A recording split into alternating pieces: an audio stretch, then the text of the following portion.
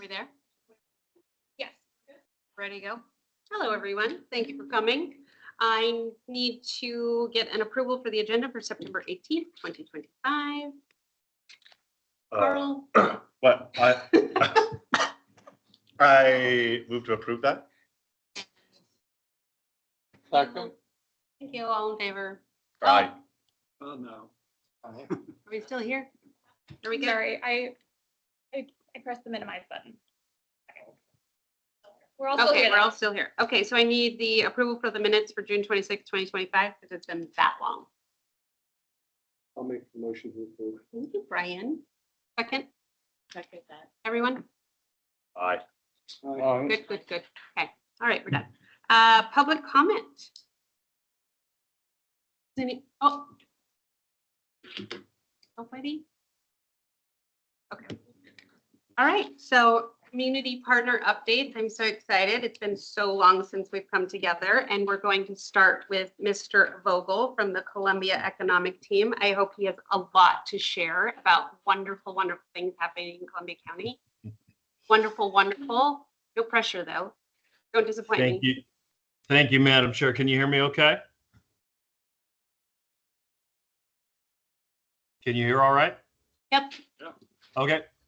Well, I know Jason's got a presentation coming up as well. So let me just give you a few, maybe 35,000 foot level updates.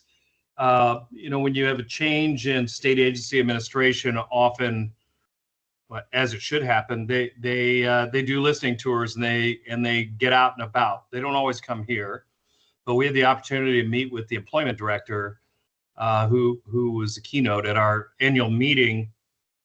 Would like a small group of folks, employers, folks with perspectives, good and bad, on unemployment insurance, paid leave, work source, whatever. If you're interested in joining a small meeting of that, please let me know. And we've also got a survey. We went out in our newsletter. I can send you a link for a survey just to give your input on various employment programs, trying to kind of solidify our relationship with this group as they look at new programs. Business Oregon, another state agency, we work with quite a bit. They're in the process of developing the state's first economic development strategy in more than a decade, as well as updating and creating some new designs for incentive programs. Our emphasis has been, and a lot of folks' emphasis has been, on incentive programs for business that aren't just directly tied to job creation. That there's R&D, and that there's startup and other quite a range of opportunities that the state can help. But if it's just tied to immediate job creation, that doesn't really work. And so we're monitoring this. It's about another 2-month process, working as closely as we can. Further, we've got business retention visits over the next 10 days with Business Oregon and the governor's office to several employers in Columbia County. That goes hand in hand with our BRE project from 2024 that's continuing with some action items. And we're applying for yet a second round Business Oregon grant to do the next round of the BRE and some other stuff. On the energy front, our energy transmission and load planning work group the county's hired a consultant who's going to be facilitating that. We've gotten some early work done, and we're about to kick off the schedule of work group meetings. This is in support of the technical and system and operations work that our utilities and their regional transmission and system partners are doing to look out for the community interest and support those partners.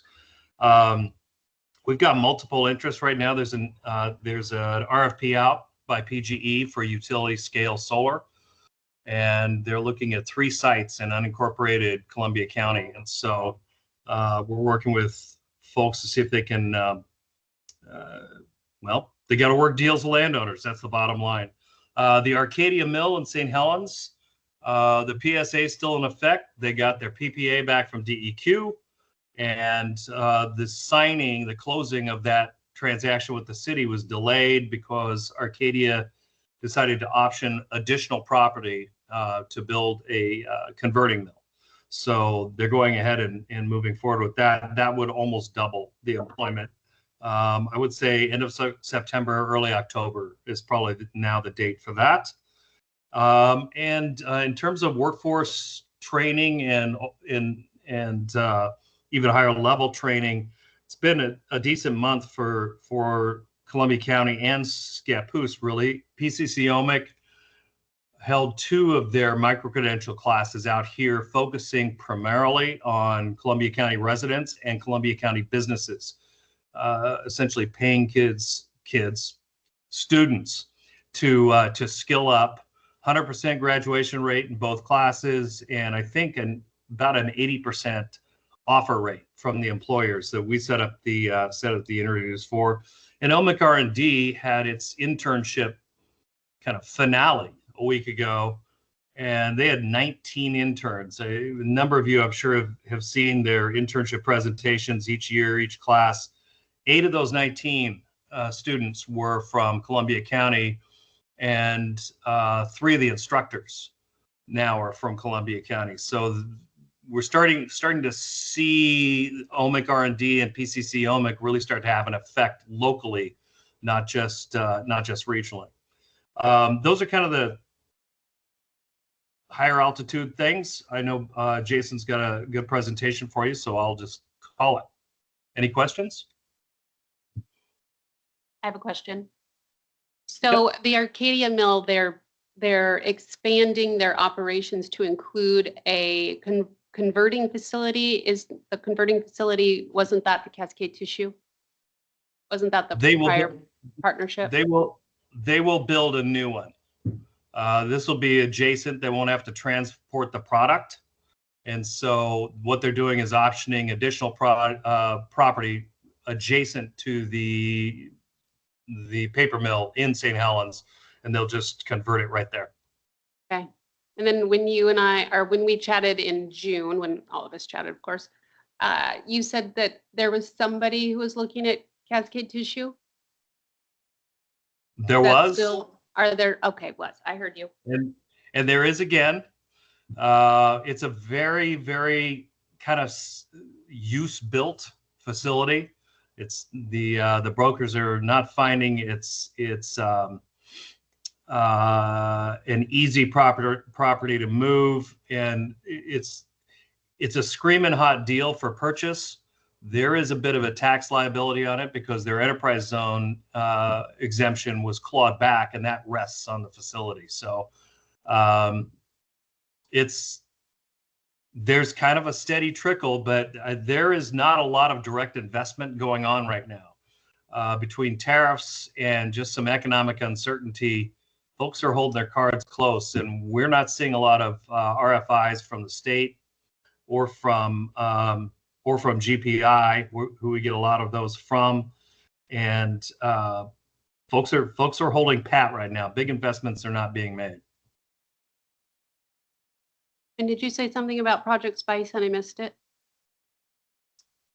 I didn't. Have we not talked since Project Spice? I don't think so. No. I mean, Okay, I've heard the word on the street, but I don't know if it's been in the house. I thought we had spoken since then. Project Spice, unfortunately for us, chose to build close to home in France. It saved them about $300 million. It provided significant advantages in terms of renewable energy supply and pricing. And the reality is we would have had to perform at 150% to have an even playing field with France. Same thing with Montreal, who was also in competition. So we beat out every other site in the U.S. We came in second or third internationally. I've done about an hour and a half debrief with their project team, and we're trying to put together a cogent debrief memo on lessons learned and things we can do differently, and those things range all the way from the local level all the way up to the federal government. Thank you. So it was a great effort. They complimented the community. They said they had never seen such significant support from a community, and they've got about 26 sites in the U.S. So the local effort was substantial and appreciated, but we didn't get this one. Thank you, Paul, for your efforts and your presentation. Thank you. Charlotte, is that Jeanette Santiago? I can't see. Okay, Jeanette, would you like to give Scappoose City Council update? Sure. Thank you. Hello, everyone. Good news. We have a new youth council member now. So we have a youth council for the city council, and his name is Tyler Fiera from Scappoose High School. And we're really happy. He is fantastic. If you guys want to know more about him, you can check out the recording online. He did a great job in his interview. We also have 2 new counselors. Actually, Counselor Marissa Jacobs stepped down in our last meeting, and we brought in Marquis and John Rueda. So we have 2 new counselors on our council. And let's see, and on conversations of what you guys are talking about, we had a presentation with Columbia River PUD. It was really interesting, and basically what I got out of it is that it's about a 10-year process, $100 million cost. They're still doing the joint study and to increase the network capacity for future trend growth. And right now they're still working on, pricing and what's the, how to start the next steps. And then I'll leave the rest to staff. Okay, thank you.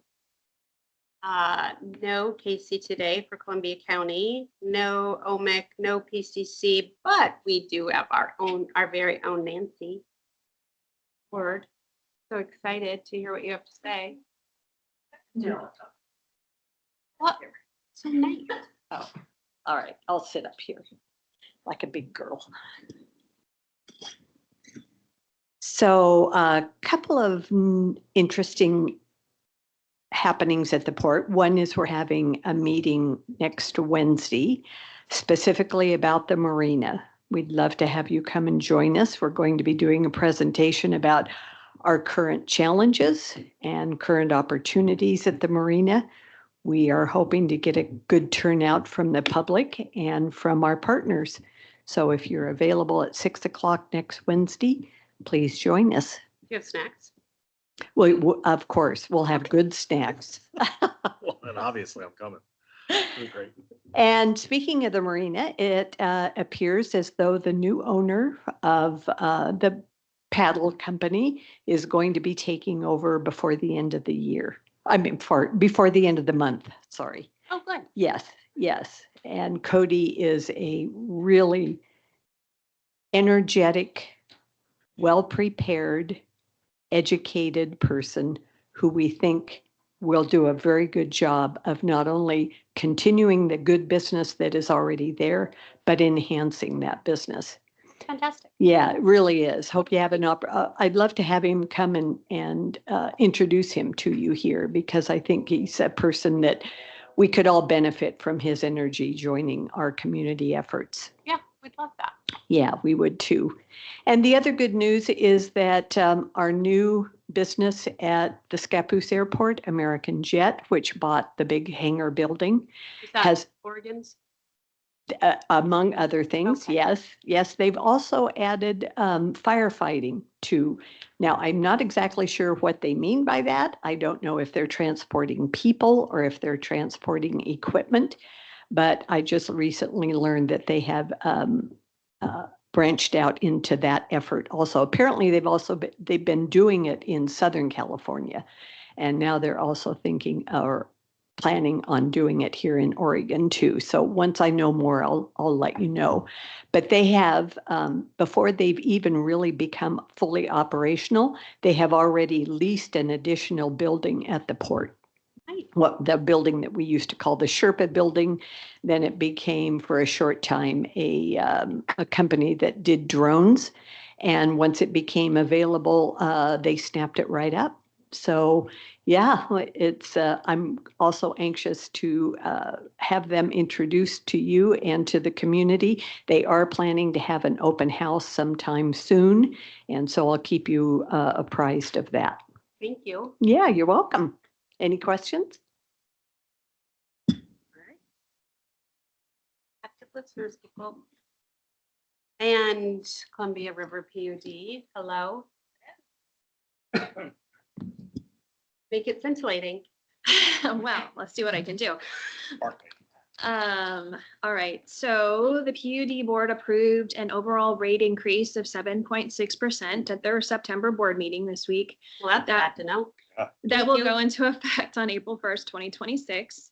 And just the reason why, PUD buys all of our power from the BPA, which has increased their rates by 8.9% for power and 19.9% for transmission.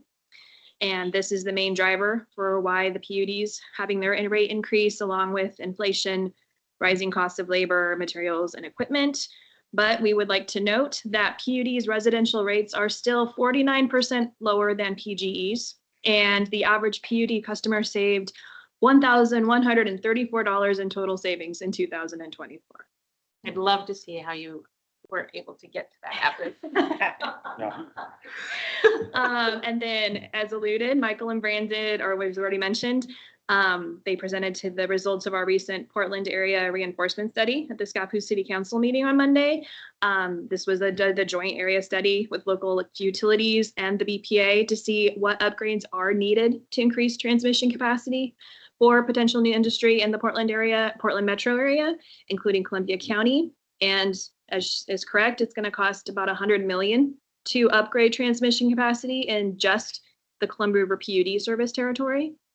And we are now working with BPA to determine cost allocation, how much of that they might cover and how much the PUD would be responsible Does for. that come out of the 7%? No, that would be Extra? extra. Weird. We, well, yeah, building more transmission is very expensive.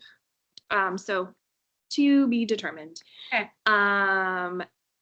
And let's see, the PUD sees value in targeting recruitment of smaller industries. We do have enough power to supply smaller manufacturers instead of the large data centers that we are currently unable to accommodate. So we would like to work and see more of that type of recruitment.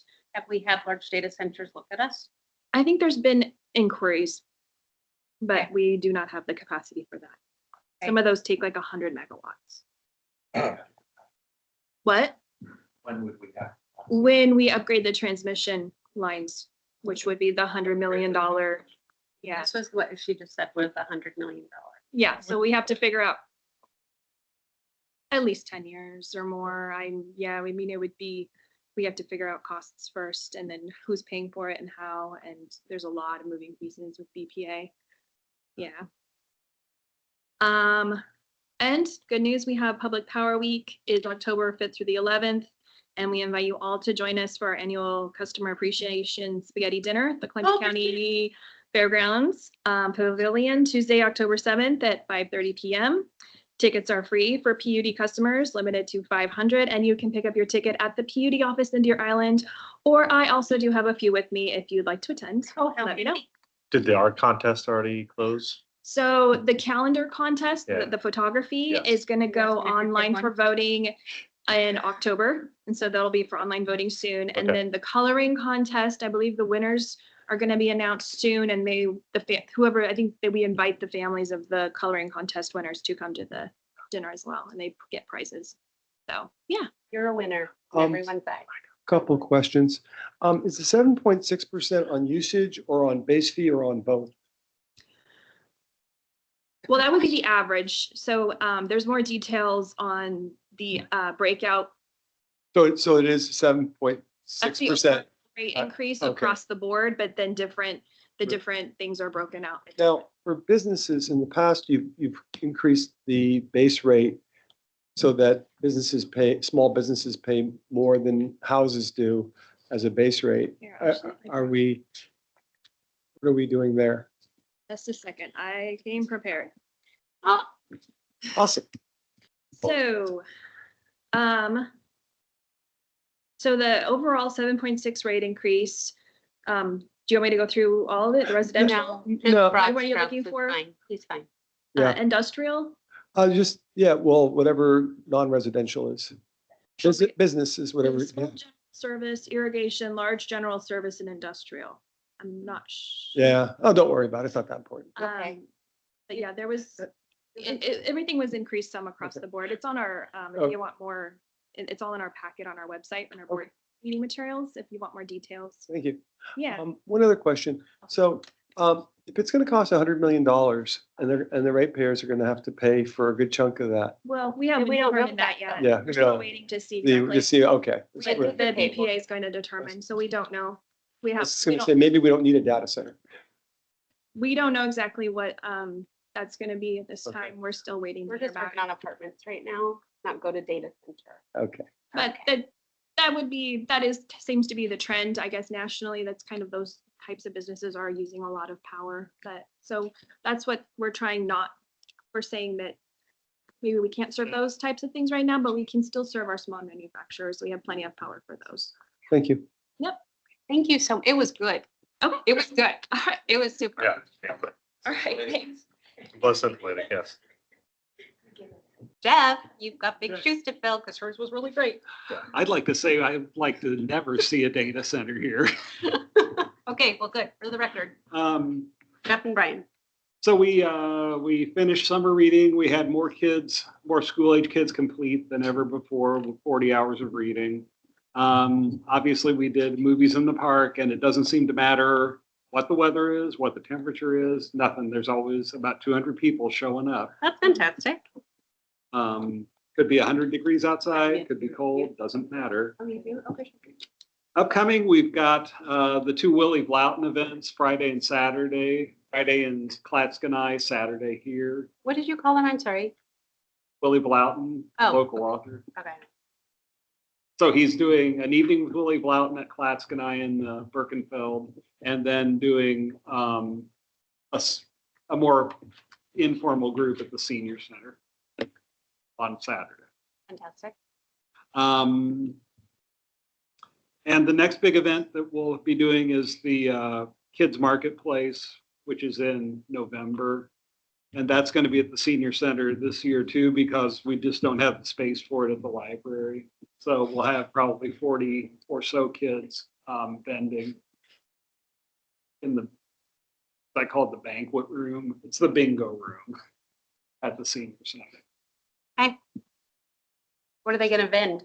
Just, Whatever they make. okay. That'll be fun. And tell me when that is. That's on November. It's the second Saturday in November. Thank you. And in order to get a spot there, we don't charge, but they have to submit a business plan to us Oh, I love that. That's so great. and get approval. Thank you.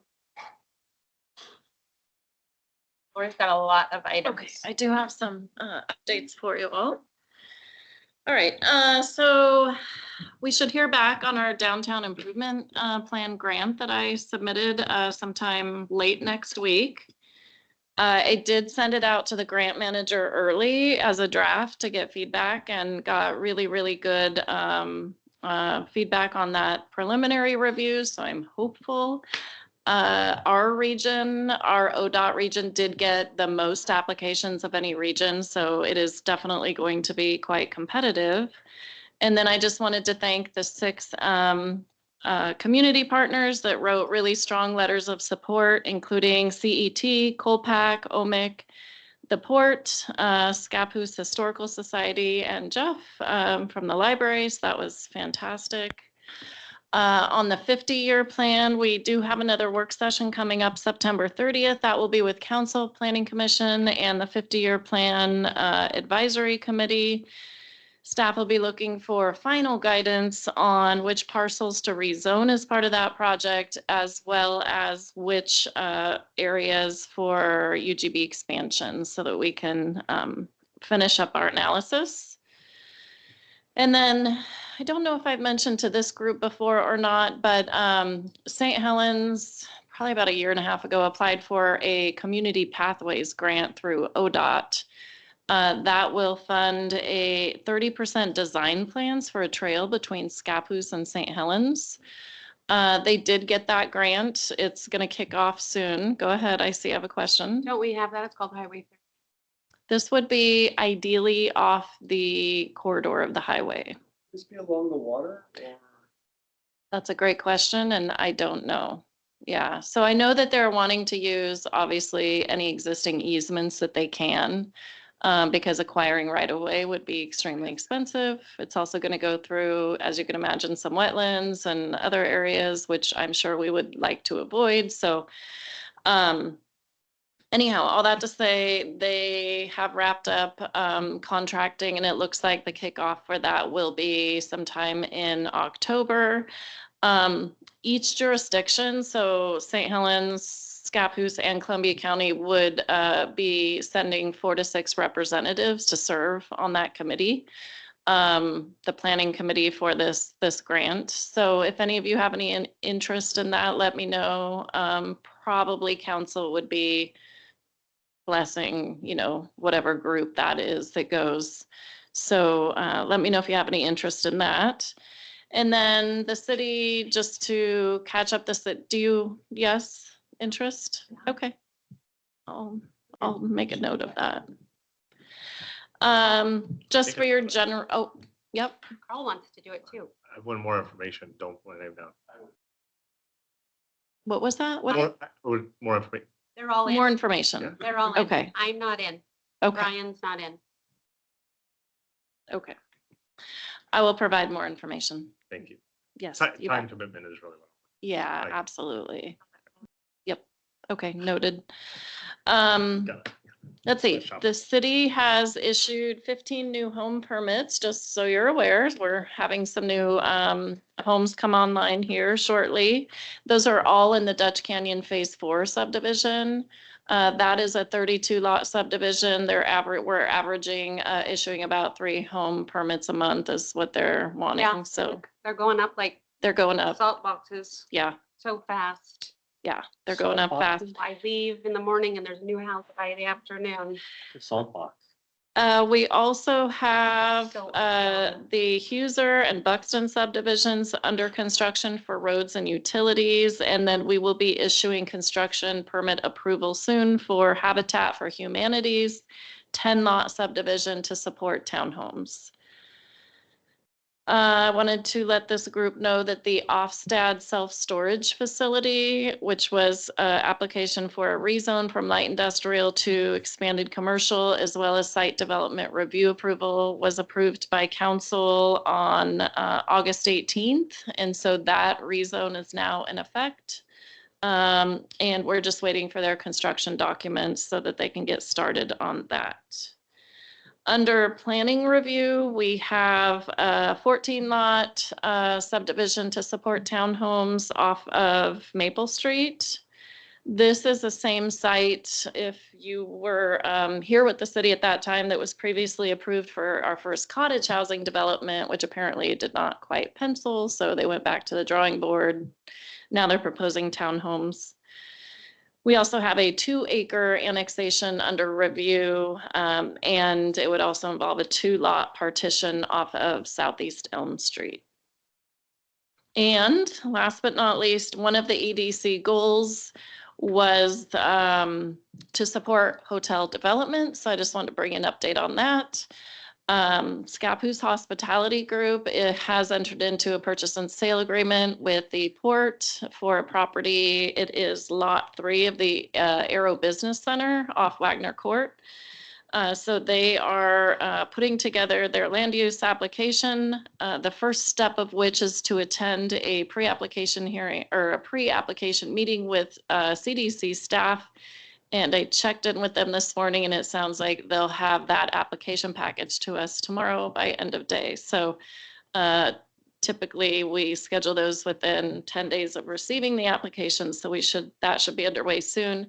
That does require conditional use approval, which is approved by the Planning Commission. So we should expect that soon. Hopefully that's moving forward. I guess I did have one other thing, just to circle back. You guys heard from Winston Sandino. He's on my list. Yep, on his urban renewal grant application.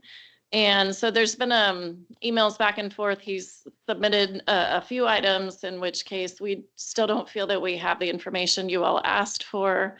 In that the renderings he's provided are still sort of preliminary and not, I think there's a disconnect that he feels like if the general plan is approved, it's good, but we're kind of helping him to understand that we really want to see what are the actual materials going to be used. The committee is approving that, not a concept. So we're still working with him. The last email we had with him was August 4th, and we haven't heard back. So it's in process. Free money. Happy to answer any questions anyone has. David, Like, it's okay. tried to log in. We had a late start, Thank you sorry. for We your had, comment. we had issues on our end. Yeah, So, bring the ODOT community out. Yeah. And the committee, sorry, and the committee, is there coordination between Scappoose and St. Helens already in place? On, like, have we also applied for a grant for the, for that same, yeah, you said that St. Helens got approved. sorry, for- they were the agency that took the lead, but we are partners on that. Yeah, so between the three So the entities. grant covers. Yeah. All of us. We're not just going and we don't have any money. We do have money in the game, so we did share in that grant match, and we are partners at the table. Yeah, equal Got it. partners. Let's see. Okay. That was my only question. Thank you. Perfect. Thank you. Thank you. Thanks, Lori. You bet. Great job. Thanks. And the long-awaited Jason Moon, who's been on our agenda so many times. So many. We're so happy to have you. I'm happy to be here. Thanks for having me. Remember, it was like months ago, so that was the update we were looking for. Yeah, so this update is 3 months old. Such. You won't know the difference, it'll be good. No, I really apologize. Unfortunately, it's been a season of loss for me. I lost Totally my, understand. yeah, I lost my father and there were some other losses that prevented me from being here sooner, but Well, and we happy took- to be here We took today. some summer off. So I think that Paul had said that you, I mean, I don't know what your report is, so maybe I should just let you say it, but there was some, well, I'll just let you. say it. Yeah, we have a slideshow or Goodie. Yeah. Thanks, Charlotte. it's a big file, so.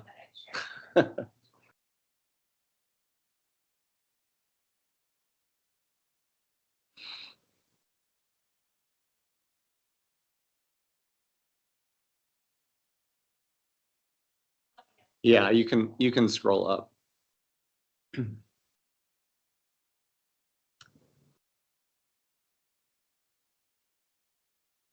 So I know most of you, and I think most of you know me. My name is Jason Moon. I'm the director of Columbia County Small Business Resource Center under the umbrella of the Columbia Economic Team.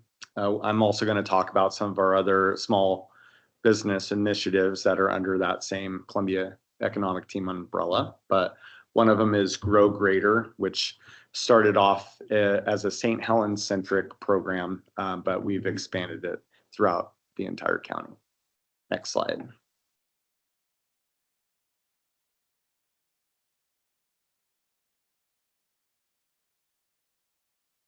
So some of you may already know this. I know Carl knows this. Carl was a great partner of ours and doing some one-on-one business advising through the Columbia County SBDC Development Center. But in July, we rebranded and became and transitioned to the Columbia County SBRC Resource Center. The easiest way of putting that is SBDC is kind of like a franchise. We had bought into a franchise and we found that actually we have more flexibility as a locally driven resource center than having their logo attached to us. So same trusted services, we're still offering one-on-one business advising.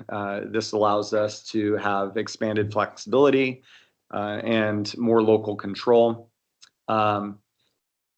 It's same core team. There's 5 of us at the Columbia Economic Team, so those people haven't gone away. Still community minded, still community driven, and it just allows us to again be more nimble, more responsive, and equity minded. Next slide, please. So as I mentioned earlier, we're still offering the free confidential business advising that's open to anybody in the county that wants to access free resources of starting a business or help with an existing business. We offer free education. I just came back from Rainier and teaching a class on business budgets. I'll be teaching a class at, I believe, 3 o'clock today at PCC OMIC for any of you that want to attend business budgeting. But we're able to offer those free events through the grants that we write for our programs and for the county.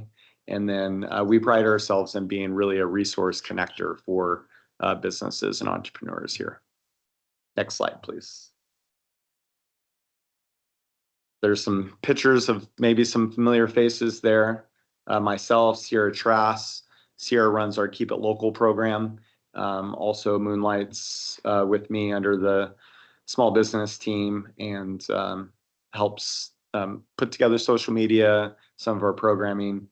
Chrissy Marquardt came on earlier this year and she's one of our instructors and coaches. Next slide, please. So here's some of our numbers. I think a couple of you may have been at our annual meeting. We shared some of these and we're really proud of these numbers. So our fiscal year ended June 30. So that's why you see the 2024-2025 numbers. So we had 480 total advising hours delivered across the county. A lot of those hours coming out of Scappoose and St. Helens businesses, just because South County is kind of the lion's share of where our businesses reside. But we're spending nearly 5 average advising hours with each client, which helps not only deepen that relationship, but strengthens their business support. We had 16 new business starts supported through advising and navigation. Those are just the ones that we were able to find or count. I'm sure there's probably more than that. In 2024, we had 130 new clients and we exceeded that for 2025. Again, this data was a little bit old, but I think we hit right around 141 new clients for 2025. Question? So when you have 16 new business starts, that's not necessarily renting commercial space? Are they home-based businesses? They could really be anything. And unfortunately, again, the connection with the state logo, the SBDC, the way they verify the business starts is when we're advising a business owner or soon to be business owner, once they file with the state, that's considered a business start. So they may not actually open a door, a proverbial. Though these are 16 that we verified that there was an actual business, that they didn't just apply for an LLC and leave it sitting there. But it also didn't allow us to dig into the data a little bit deeper, which now we have that flexibility with our new system. So, but no, new business starts doesn't necessarily mean a brick and mortar every time. Okay. Yeah. Did that answer? Yes. Okay. Perfect. Yeah, next slide, please.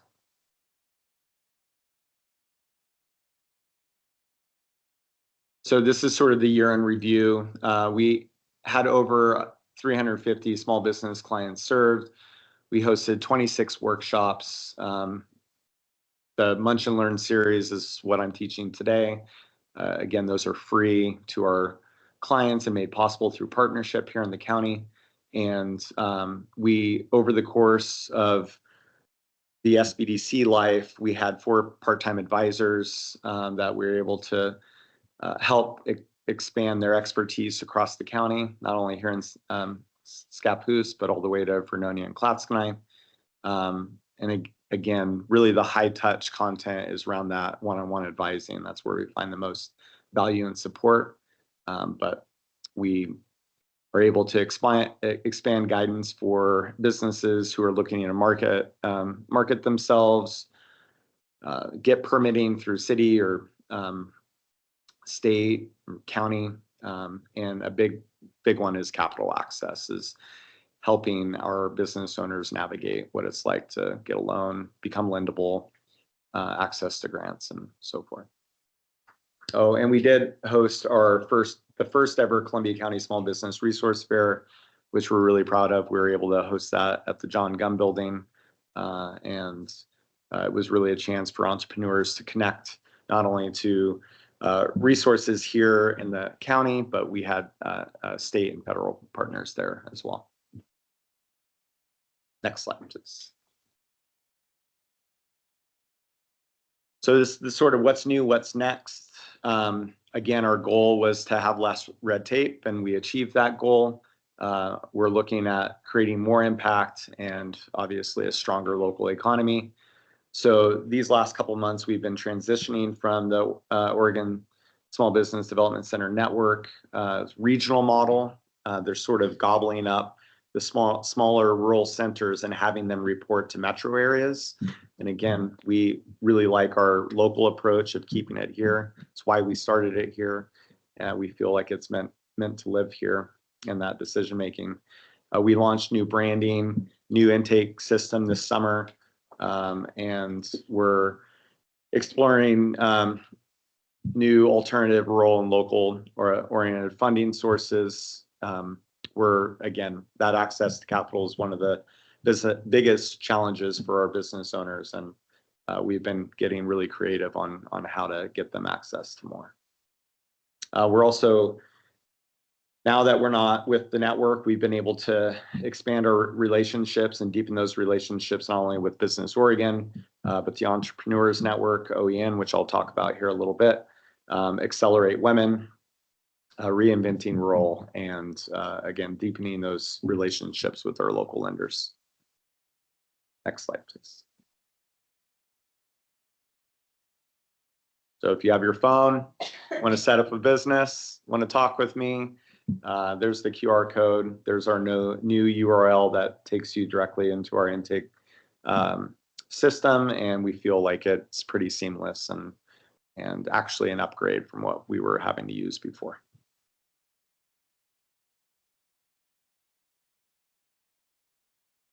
Next slide, please. So this is just the thank you to Scappoose in particular. You've been a huge part of our success, being a stakeholder of not only the SBRC, but CET. We couldn't do it without you. So we have a really good relationship with staff here. We get referrals from staff, council members, and it's been a really great partnership. So thank you. Next slide, please. How am I doing on time? Am I okay? You're totally good. All right. All right, so here's the Grow Greater. GRO stands for Growing Rural Oregon. It is powered by CET, so it lives under the CET umbrella, and we receive funding from the Ford Family Foundation. So the Ford Family Foundation, timber people out of Roseburg, they help make these grow communities possible through their funding and supporting partners, which E2 is a national resource. They've done work in the Midwest and here in Oregon, and then Community Lending Works, which is based out of Roseburg, helps facilitate startup loans. So It's been a really great partnership. We just entered into year 3 contract with them. Next slide. So why we feel Grow works here, it has a really deep alignment with the programs that already exist, like Keep It Local, like the Small Business Resource Center. And it really helps in real time create that local input and relationship building. So the way the program works is it encourages our entrepreneurs to self-identify as entrepreneurs, which seems really strange when you say it aloud, but a lot of entrepreneurs do not identify that way. So if you recognize somebody that is an entrepreneur and you're like, you have that entrepreneurial spirit, they don't necessarily identify with that. So this allows us to lean into that and identifies them as leaders and innovators, and has really helped broaden this network in our community. And It's about buttons. buttons, yeah, it's a good idea. Maybe we'll write a grant for that. And they're really cheap. I don't know if you need them. I think you can go to that art place at OMIC and they have a button maker. It's true. Yeah, Yeah. good idea. I'll see you at 3. Together. Next slide, please. So these are some of the accomplishments through the GROW program. Again, it's been here for 2 years now. We're just entering into year 3. We've been able to deploy over $30,000 in technical assistance grants.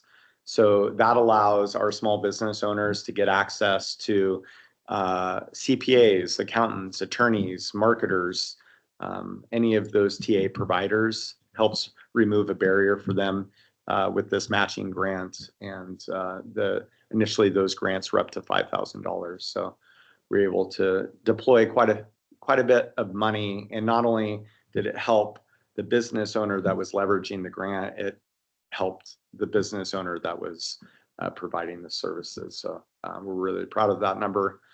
We have 11 GROW loans facilitated. So a GROW loan is up to $50,000 loan at 3% interest. That's underwritten by Community Lending Works and backed by the Ford Family Foundation.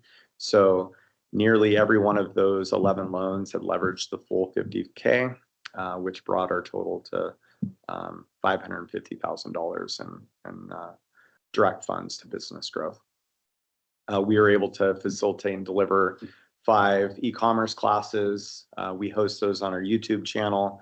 So not only were business owners able to experience those in real time, but now we have a library that lives online that they can access time and time again. We continue to support entrepreneurs through navigation, our meetups, coordinated outreach.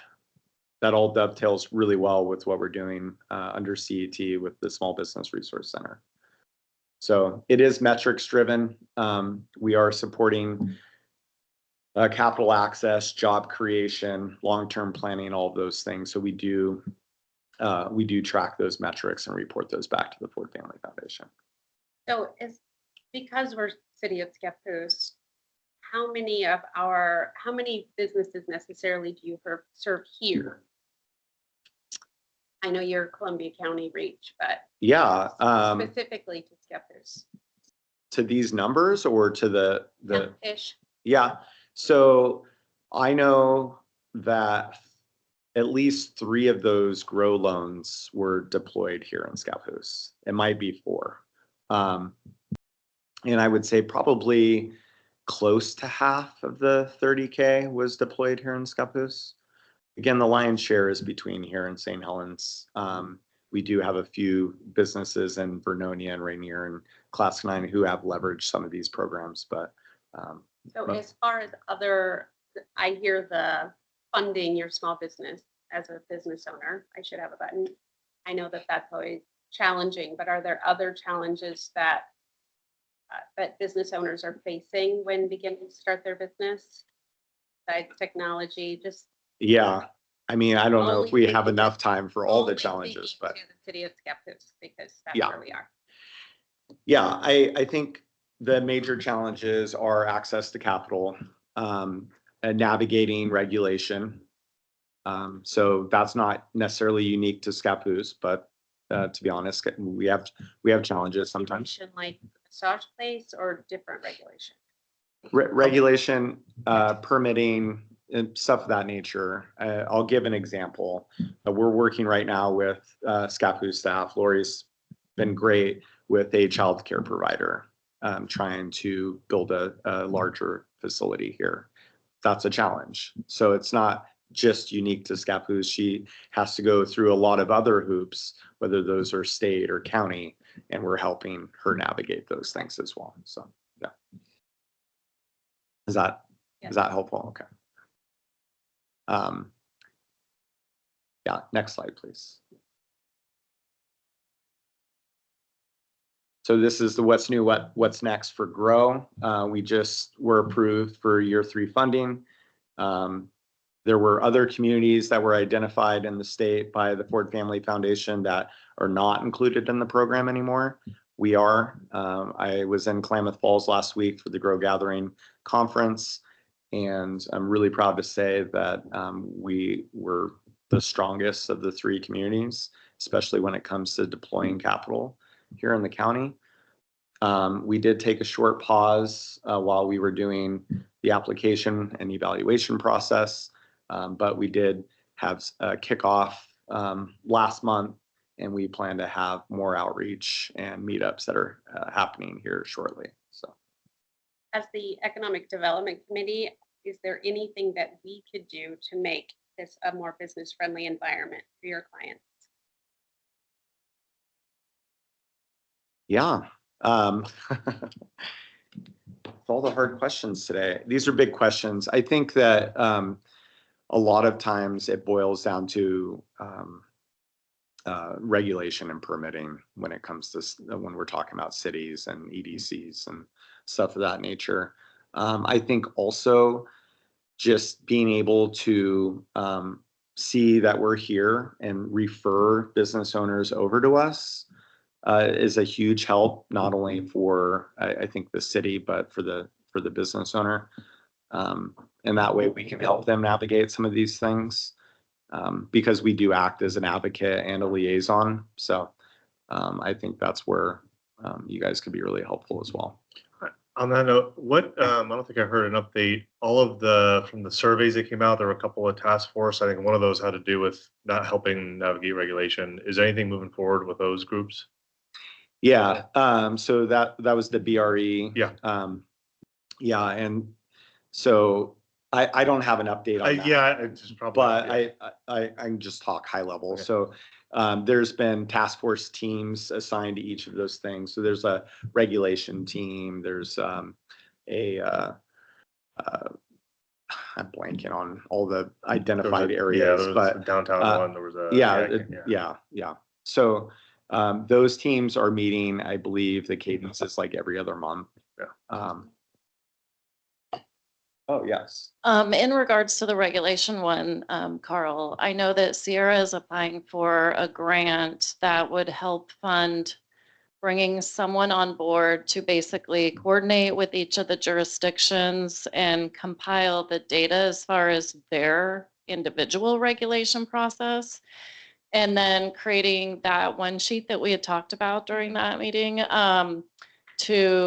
where I'm imagining that then each jurisdiction could kind of have that on their website to show kind of a flow chart, if you will, of like how to get through the process. Because, I mean, we have regulations for a reason, right? We don't want whatever to happen out there and it has to meet criteria, but anything we could do to simplify that and to like spell it out in a little bit of a simpler process could be helpful. Yeah. Great. Yeah, we're actually in the middle of that grant this week. So that ROI goes, I believe it's due on Monday. So. Yeah, any other questions around that? Question. I'm curious. Transportation studies are required for a lot of businesses. One of them would be daycare, like you were talking about. the city has loosened up some of their transportation requirement study reports. I think it's 100 car count or more now. It triggers need of a transportation study. Do you feel that a higher limit, like 200 car count, and would be better for businesses, or do you feel like it's not really relevant? I think it is relevant. I can't necessarily speak to what the count should be. Again, that's why we hope to have these deep relationships with each of the cities within the county so we can help navigate this together. But it presents problems and barriers for businesses for sure. Thank you. Yeah, thank you. Paul Fidrich has a question. Oh, yes, Paul? Hi, can you hear me? Yeah. Perfectly. Great. So I think it's great that you have maybe Sarah or whoever's going to do some kind of task force or some things to make it easier for the businesses or prospective businesses. But you're in a unique situation, Jason, where sometimes you're hearing from people that are even just trying to start a business or maybe have a small thing going in their house and they want to take the next level and the next step. You must see some things that maybe the city could do, like for instance, because they probably don't get this feedback, or maybe they do, Lori, but where maybe there's 3 things that the city could change or look at. Like for instance, if there's one X or permit or something that is constantly a problem for small businesses, or there's one other thing that is constantly a problem, which Lori might not hear that because it may not even get to her yet. So is there something that, are there a few things that you could recommend to the city to say, boy, I know you have lots of regulations for a reason, but some of these regulations maybe are hindering small businesses in this way? Yeah, that's a great question, Paul. I don't know if I could give specific examples right now. I will say that especially lately, we've had a really great relationship with being able to just pick up the phone with staff. And even if we have a tire kicker that may not have engaged with the city first, I feel like we have that open door policy where we're able to say, hey, this guy's saying he's having a really hard time navigating this, Have we tallied the things up yet? No. But that's a good idea. I mean, maybe we should be based on city if we're receiving those calls. But you're right. We are in a unique position because a lot of times people reach out to us first before they even engage with the city, which I feel like the flow has to go both ways. And we're just trying to help them navigate next steps. And sometimes the next step is that they have to engage with the city first. But for example, I'm not sure where he's at right now with his business plan, but there was a guy here in Scappoose who he was looking at setting up a business and he did engage with the city first. And I think that there was some frustrations because he was not understanding what the requirements were. So when he came to us, somewhat frustrated, we were able to have a call with the city and really help better understand where the frustrations were coming from. And I think that we were able to help build out a business plan that made more sense based around what the city's needs were. So I think that I'll take that back to the team and we can definitely start tracking some of those things better and maybe have a cadence of a meeting or call with city staff to talk about those things. Was that good, Paul? Do you think Yes, that the I'm overall sorry.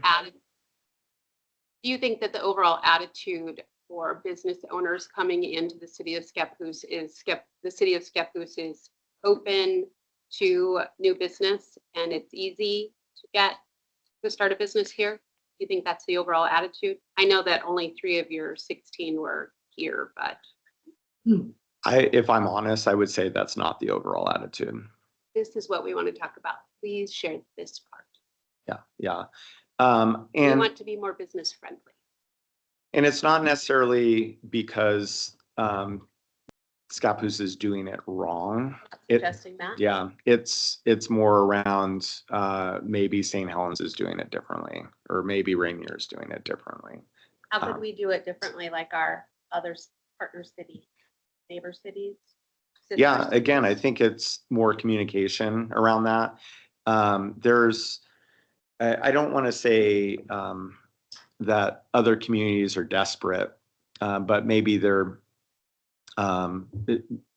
more inviting in the sense that they'll loosen up for certain businesses, and especially when it comes to brick and mortar retail type stuff.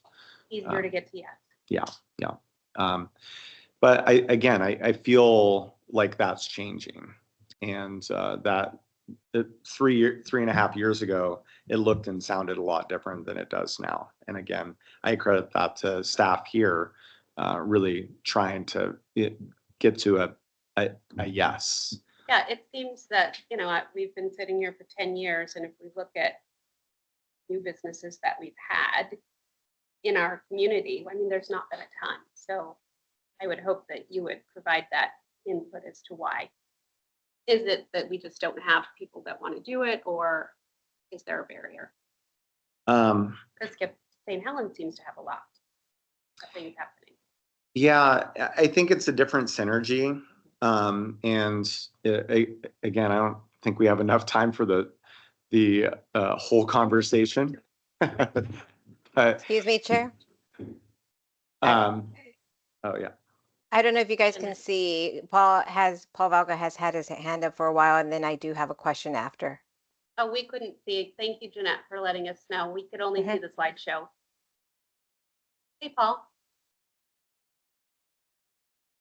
Yeah, Madam Chair. I think tracking it really on a micro level, feedback we get from actual clients at the center is a good ad, but really that's what the BRE project was all about. We interviewed 75 businesses across the entire range, all I think there sectors, are et only cetera. 18 in Scappoose specific, though. Well, but the point being, we asked specifically the challenges of starting businesses, the advantages, the challenges, how have you found it, what's the temperature like, et cetera, et cetera, et cetera. We'll be doing another round of that and adding to that database. But if you want to look at Scappoose and you want to look at Scappoose compared to Rainier or Clatskanie, we could do sorts that are question by question, item by item, challenge by challenge, and literally do tables of that stuff and look at what's working, where it's working. That's why the regulatory and permitting action team came out as one of the top 4 priorities. And we're going to go around and we're going to talk to everyone and get what they do and come back, and we'll have more side to side. But that really is the basis, and it's an evergreen database that we're just going to keep building on. So yes, it's important to ask those questions, and yes, it's important to talk on a tactical basis if there's a right now problem with or concern with the city, but also looking at where the critical mass of problems are, the systemic problems is what the basis of the BRE was, and Scappoose was extraordinarily involved in that. Jeanette? Yes, well, I'll ask my question, but before I ask my question or say my comment, I do want to add to Paul's Vogel's comment. I do recall the presentation that Sierra was presenting. I saw it a couple of times. It did specify specifically categories per city. So I would revisit that. But my comment, what I was going to say is that I know that we're working on, I did bring up to Ben, our city manager, and staff, that we do have a Scappoose app, and I would like to see the app provide guidance, or even it can be, I want to start a business, and you click here and it directs them to, for example, CET and SBR, no, The new, not, you guys.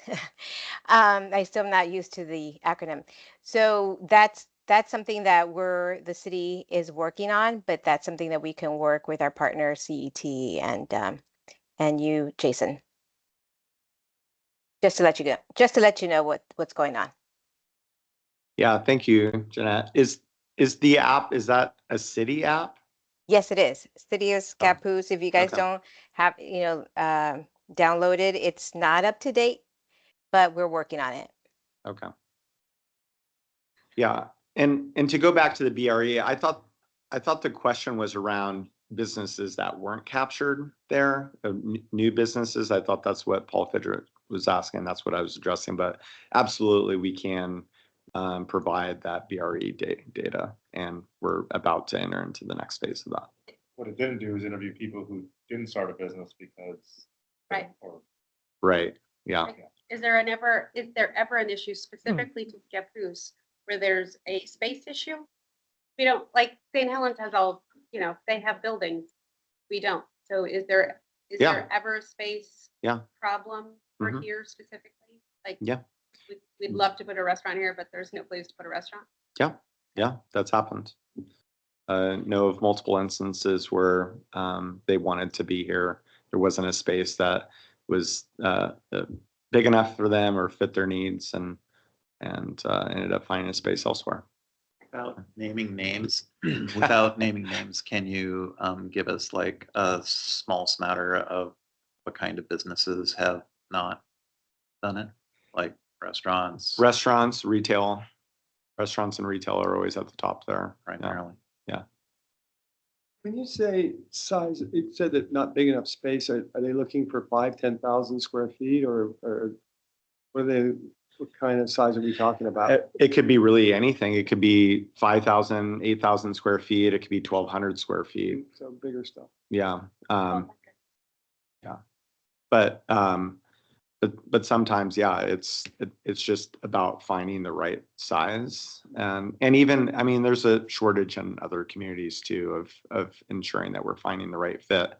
I think that's something that we do really well through these relationships and knowing all of these different business owners.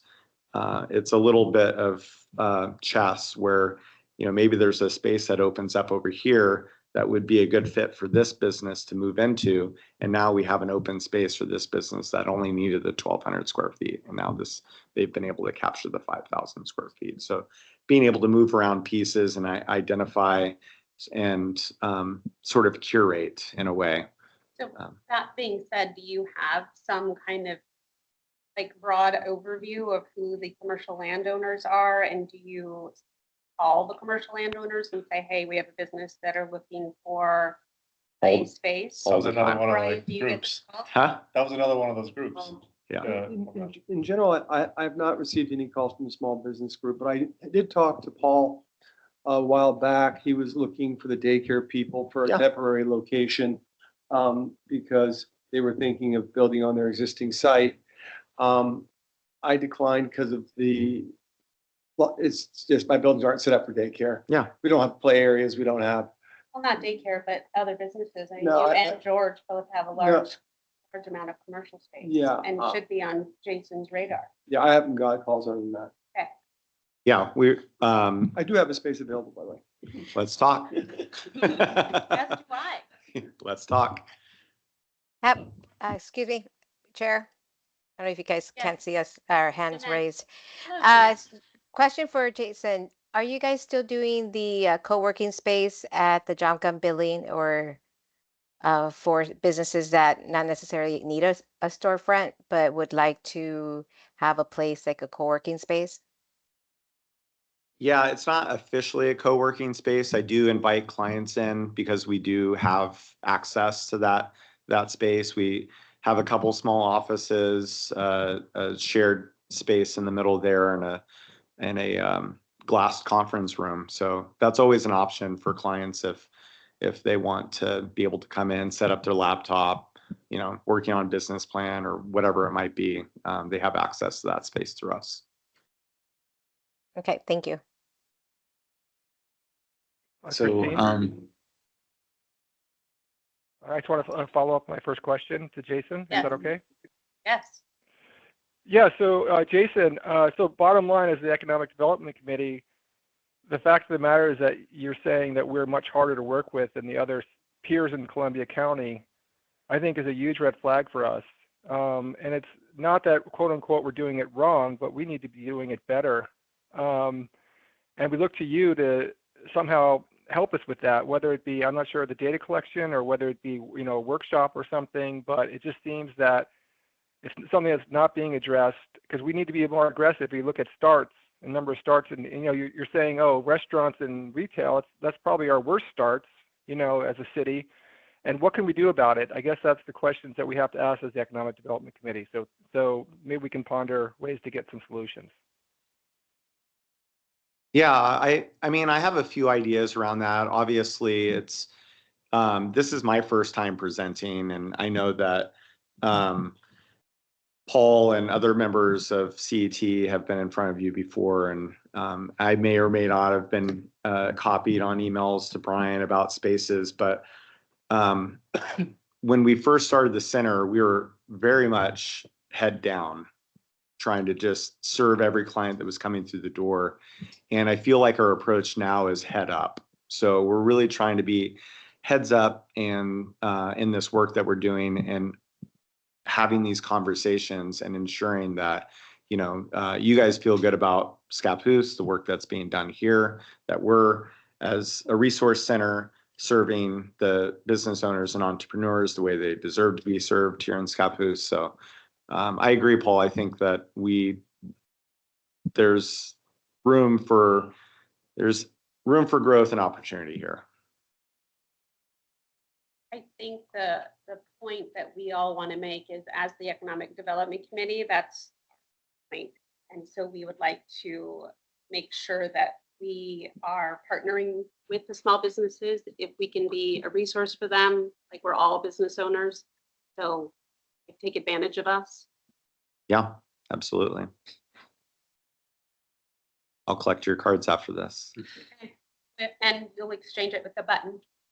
I'll make you a button. Thank you. I guess I would like, it's a question and a statement, but if you are building a house, the current code requires that you bring city sidewalks and curbs and half street up to current standards. And the standards are pretty much means that any redevelopment anywhere is going to require $100,000 street improvement or 50,000 at least. So that is stifling on redevelopment. Have you found anything where businesses want to locate, but they have to do half street improvements? Or Yeah. Again, the most recent conversation with staff here around the daycare is going to require those sort of improvements. And so helping navigate that, possibly leveraging grant money to help offset the costs, you know, engaging with Business Oregon on what's available, what's not available. So yeah, it's real. So that was my question, and the statement is Hong Kong was originally a tax-free zone and that's why it exploded in growth in the short amount of time that it was growing. It was, Talking about the country? I'm Hong Kong? talking about the city of Hong Kong, yeah. Definitely. And so what I would say is, what I would remind everyone is a fine is a fee for doing things badly, and a tax is for doing things well. And the space between is almost non-existent in Scappoose. So we are fining and taxing to a point where nothing is happening. We need to make that window larger so that things start to move. Have you heard any concerns or issues about transportation SDCs? Because just in my own looking, it seems like, or at least for commercial related stuff, they've become somewhat of a barrier, I'd say. Yeah, it's It's a barrier, for sure. Again, we look at ways of helping them navigate that and get creative and having the conversations with staff on how to navigate that client, but it's a barrier, yeah. So if somebody maybe needed like a site plan or something like that, do you have resources for people who can make those kinds of things? Yes and no. I mean, we're typically, again, working with the cities, the county, and who, asking them who does it well, Okay, and then but you referring. can make to those them. recommendations. Yeah, Perfect. yeah, absolutely. So ignore that. I'm sorry. Ignore it. Right. Well, we're running out of time. We should go to the next slide here. Oh, there's more slides? Yeah, there's more slides. Love slides. Sorry. Yeah. It's made my day. The last slide. I know, now we only have 7 minutes, Okay. so clickety click. Yes. Northwest Innovation Hub. Next slide. There we go. So this is brand new here. This is the Northwest Innovation Hub. We applied for this grant and were awarded by Business Oregon as the state's newest innovation hub. So what that means is that we are not only serving Columbia County now, we'll be serving Clatsop and Tillamook under the Innovation Hub. And so what the Innovation Hub does is it connects our rural innovators with capital access, with customers, talent, technical resources. As I mentioned in previous slide, Oregon Entrepreneurs Network is now at the helm of this and has been a really great and strong partner.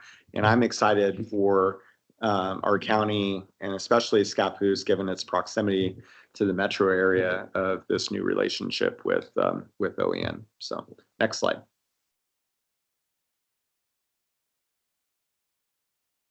So this, I'm going to breeze through these things real quick. This is the focus and scope that we submitted. Ecosystem convening, so we're aligning entrepreneurs with support organizations. Innovation navigation, so we're intaking those innovators where there's some triage, some warm handoffs to technical and capital resources.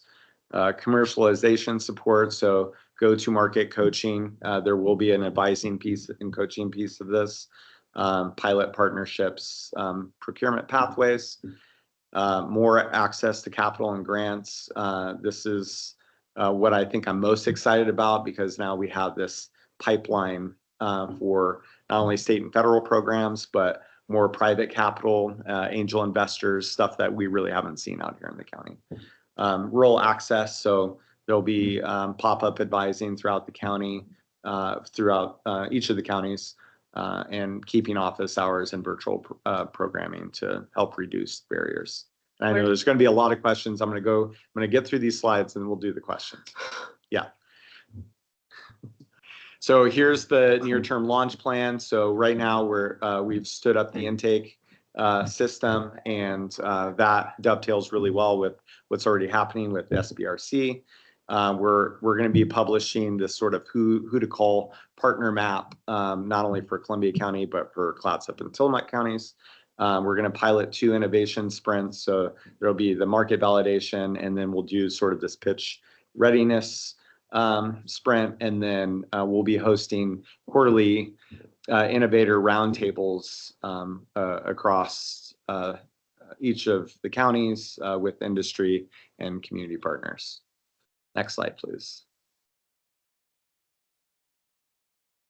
So like any grant, you have to measure, you have to have something that's measurable, you have to have metrics. So we're going to be talking about companies served and the projects advanced, how many people have accessed capital, jobs created, and again, that partner engagement across county collaboration. Next slide. Sorry. So the Innovation Hub is really focused on traded sector businesses. So that's what Business Oregon has come back with this year. So traded sector, if anything is going out of state. With rural communities like ours being in the newest Innovation Hub, they're even looking outside of county. So we're really hoping to use the SBRC and grow as a pipeline for the Innovation Hub. It also gives us access to more resources for Columbia County as we engage with Clatsop and Tillamook counties. And as I said earlier, the engagement with the Oregon Entrepreneurs Network. So that was a lot. Questions? You're using the term innovator, that makes me think like patentable product or process, or is it really just like a synonym for entrepreneur? When it was start a business. The answer is yes. Okay. Yeah. So, yeah, innovator it can be anything. It could be a widget. We're Data center. data centers. We are really at an advantage because we have the innovation center right here. We have OMEC R&D right here, and so that sets us up for a lot of success and already great partnership throughout not only the state and country but internationally.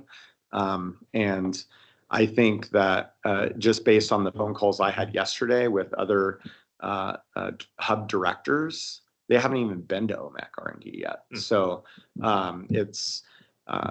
there's immense opportunity here. And I think that with our outcommute rate being so high in the 70s, like we're losing a lot of talent that's leaving the county to work, and many of those are what we would consider innovators. And so how do we capture them to be setting up business here and selling their products across state lines? So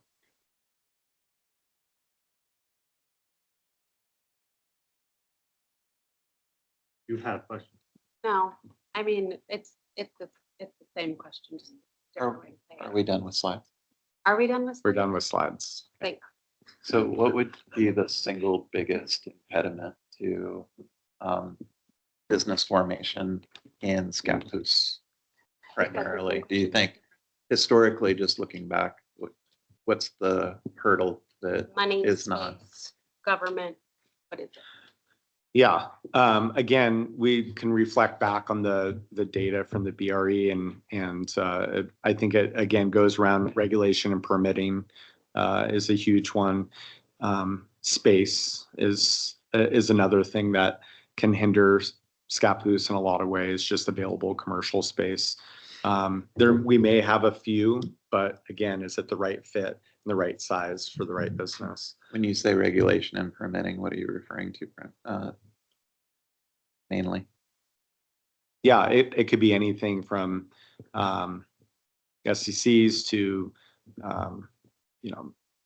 business licensing to Business licensing, that's like It's pretty easy. $55. I know, but you wouldn't believe how many people struggle just to. You know what, I have to say, Well, if they, the city used to. But That's not the only worst. city, but I'm talking at a state level. So when they're doing, Like a beauty salon would have state licenses too. mhm, yeah, That, and I Like think the they're service 500 or license. $1,000 a year. Yeah. So it's significant money for some of the state licenses. Yeah.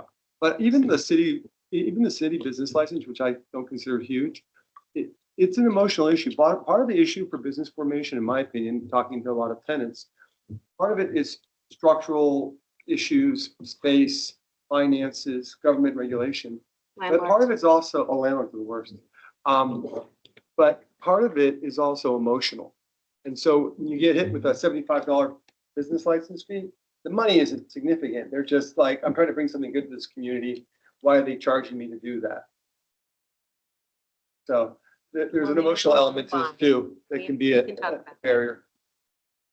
yeah, and I don't think it's any secret that small business gets hit with a lot. So even if we're looking at a business licensing fee of which seems nominal or whatever, it does sometimes become an emotional thing where it's like, oh, We're suffering. another thing. Yeah.